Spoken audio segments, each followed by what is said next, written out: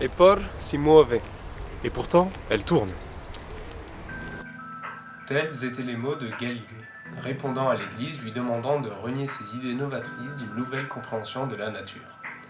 Ces mots nous renseignent sur la puissance de leur auteur, faisant de celui-ci un rebelle de l'ordre établi. Pensez ce que vous voulez, faites-nous penser ce que vous décidez. La terre n'est pas sous vos ordres. Voilà une manière de retranscrire l'insolence de l'homme de science face aux ecclésiastiques. Et nous continuons encore aujourd'hui de faire résonner ces mots lorsque l'on parle du père de la physique moderne.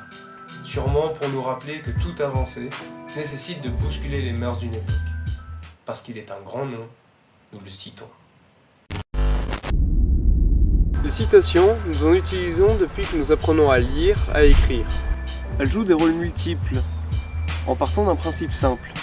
Reprendre un extrait d'un auteur, plus ou moins fidèlement, pour l'inclure dans notre œuvre, dans notre discours. Citer un auteur ayant une certaine notoriété va renforcer notre idée, notre argument, dès lors que la citation illustre bien le sujet abordé. En lettres et en sciences humaines, les études peuvent se baser grandement sur des œuvres passées dans lesquelles les auteurs développent remarquablement leurs idées, à tel point qu'on les considère assez représentatives d'une époque ou d'un courant pour qu'on en fasse des bases. En philosophie, il est naturel d'aborder la notion de raison en citant Descartes, de débattre de morale en citant Kant, de réfléchir à l'idée de connaissance scientifique en citant Popper. Si une idée découle d'un concept antérieur, l'auteur de ce dernier sera cité afin de l'étayer. La citation peut donc devenir une référence si l'information qu'elle transmet est issue d'une certaine méthode de raisonnement admise par un consensus. C'est le cas des citations en sciences. Aussi riches en références que seront des articles, il sera aisé de juger de leur rigueur scientifique et de remonter à la source d'une théorie. Citer ces sources est une condition sine qua non d'un travail scientifique qui a de la valeur, tout comme se faire citer pour ses travaux valorise aujourd'hui ces derniers. En plus d'être une règle épistémologique, il y a une construction sociologique derrière l'idée de citation. C'est également une manière de dire que nous reconnaissons le travail d'un auteur de citer ses idées ou ses résultats lorsqu'on en a une utilité pour nos propres travaux. La citation a toutefois ses codes, qu'elle soit textuelle ou paraphrase. Oubliez la source et les guillemets et vous ferez tout simplement taxer de plagiat. Il s'agit de respecter l'auteur et ses droits. Comme le disait Édouard Fournier dans son livre L'esprit des autres, citer c'est fort bien, mais avouez-le, et ne laissez pas mettre sur le compte de votre esprit ce que vous prête l'esprit des autres. Des mots frappants, des phrases chocs, des formules percutantes, voilà comment aujourd'hui nous pouvons également entretenir une mémoire collective d'un auteur, de grands tribuns. Et souvent, ces seuls mots qui restent gravés, seules palabres, nous permettent de nous rappeler de ces figures. Ich bin ein Berliner, Kennedy. I have a dream, Luther King.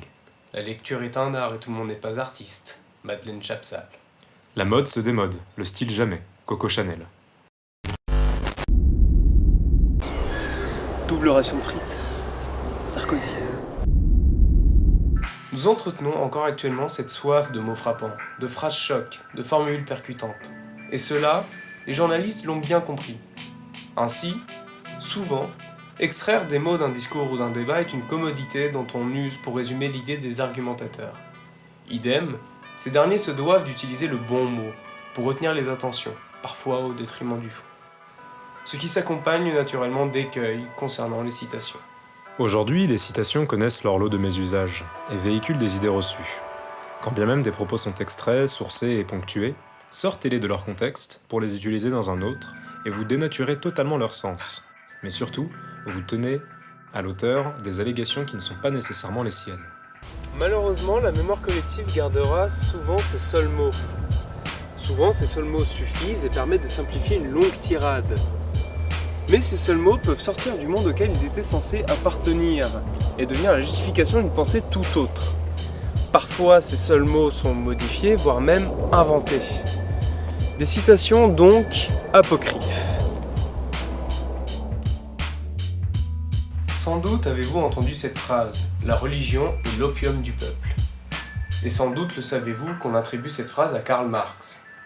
Mais vous ne le savez peut-être pas, cette citation est tronquée.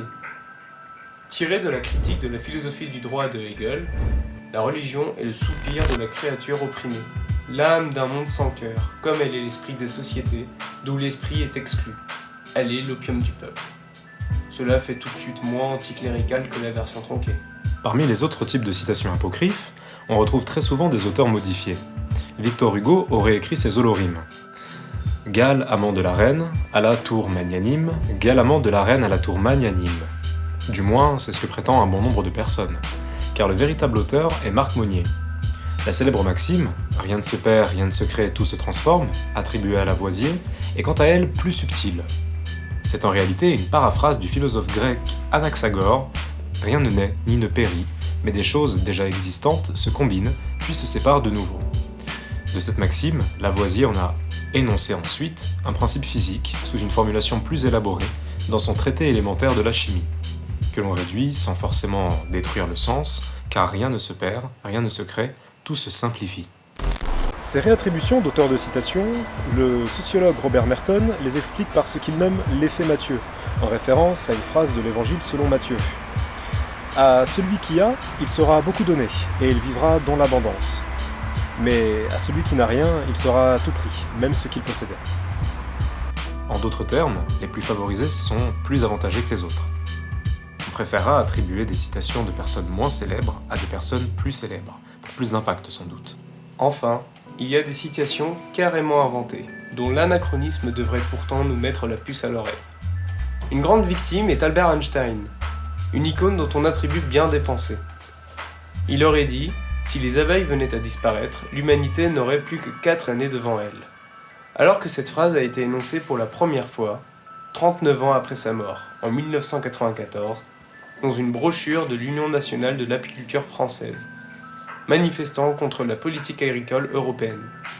Il aurait également dit « L'astrologie est une science en soi, illuminatrice.